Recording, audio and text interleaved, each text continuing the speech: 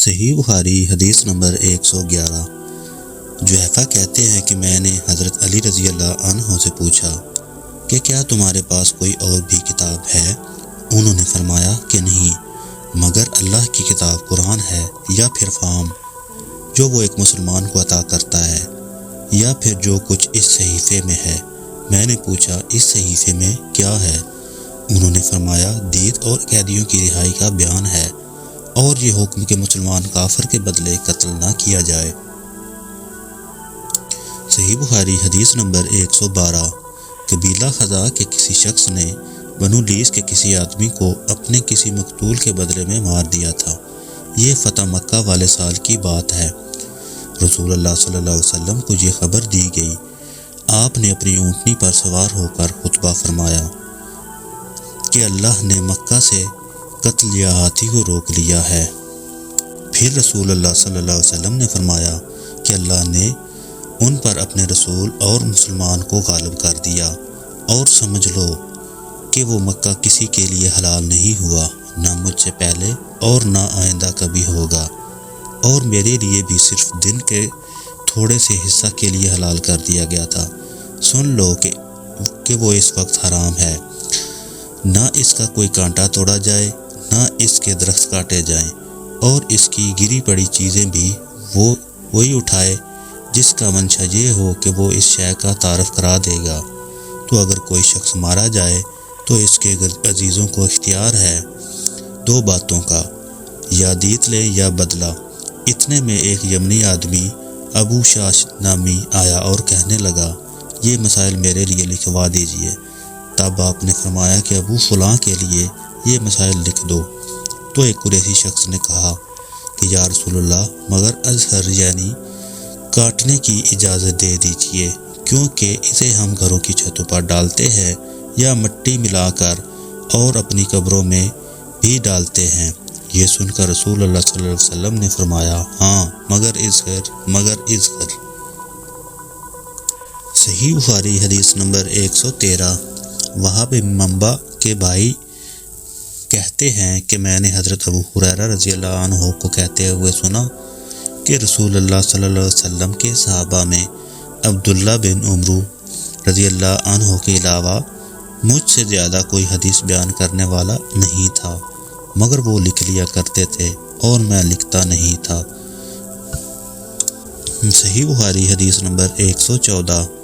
جب نبی کریم صلی اللہ علیہ وسلم کے مرض میں شدت ہو گئی تو آپ صلی اللہ علیہ وسلم نے فرمایا کہ میرے پاس سامان کتابت لاؤ تاکہ تمہارے لیے ایک تحریر لکھ دوں، تاکہ بعد میں تم گمراہ نہ ہو سکو۔ اس پر حضرت عمر رضی اللہ عنہ نے لوگوں سے کہا کہ اس وقت آپ صلی اللہ علیہ وسلم پر تکلیف کا غلبہ ہے، اور ہمارے پاس اللہ کی کتاب قرآن موجود ہے جو ہمیں ہدایت کے لیے کافی ہے۔ اس پر لوگوں کی رائے مختلف ہو گئی اور شور و غل زیادہ ہونے لگا۔ آپ صلی اللہ علیہ وسلم نے فرمایا میرے پاس سے اٹھ کھڑے ہو، میرے پاس جھگڑا ٹھیک نہیں۔ اس پر ابن عباس رضی اللہ عنہ یہ کہتے ہوئے نکل آئے کہ بے شک مصیبت بڑی سخت مصیبت ہے، وہ چیز جو ہمارے اور رسول صلی اللہ علیہ وسلم کے اور آپ کی تحریر کے درمیان حائل ہو گئی۔ صحیح بخاری حدیث نمبر 115۔ ایک رات نبی کریم صلی اللہ علیہ وسلم نے بیدار ہوتے ہی فرمایا کہ سبحان اللہ، آج کی رات کس قدر فتنے اتارے گئے ہیں اور کتنے ہی خزانے بھی کھولے گئے ہیں۔ ان حجرہ والیوں کو جگاؤ، کیونکہ بہت سی عورتیں جو دنیا میں باریک کپڑے پہننے والی ہیں وہ آخرت میں ننگی ہوں گی۔ صحیح بخاری حدیث نمبر 116۔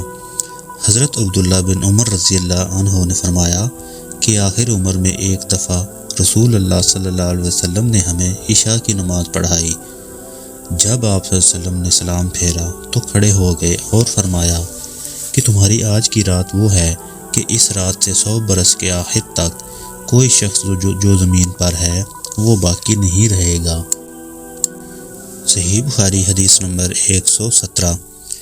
حضرت عبداللہ بن عباس رضی اللہ عنہ کہتے ہیں کہ ایک رات میں اپنی خالہ میمونہ بنت حارث رضی اللہ عنہا زوجہ نبی کریم صلی اللہ علیہ وسلم کے پاس گزاری، اور نبی کریم صلی اللہ علیہ وسلم اس دن ان کی رات میں ان ہی کے گھر تھے۔ آپ صلی اللہ علیہ وسلم نے عشاء کی نماز مسجد میں پڑھی، پھر گھر تشریف لائے اور 4 رکعت نماز نفل پڑھ کر آپ سو گئے۔ پھر اٹھے اور فرمایا کہ ابھی تک یہ لڑکا سو رہا ہے، یا اسی جیسا لفظ فرمایا۔ پھر آپ نماز پڑھنے کھڑے ہو گئے اور میں بھی وضو کر کے آپ کے بائیں جانب کھڑا ہو گیا، تو آپ صلی اللہ علیہ وسلم نے مجھے دائیں جانب کھڑا کر لیا۔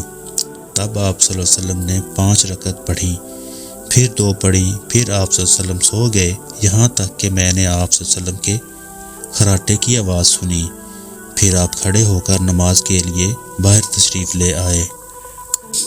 صحیح بخاری حدیث نمبر 118۔